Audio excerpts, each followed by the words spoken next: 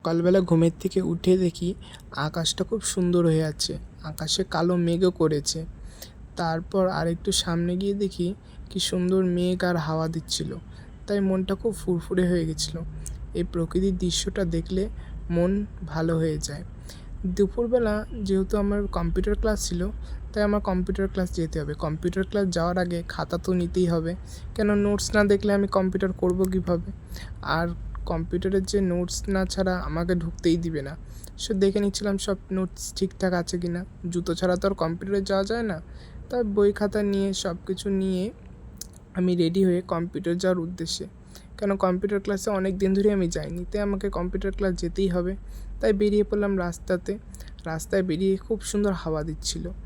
যেহেতু বিকেলবেলা টাইম ছিল, মনেই হচ্ছিল না দুপুর না সন্ধ্যা। তারপর কম্পিউটার ক্লাসে ঢুকলাম।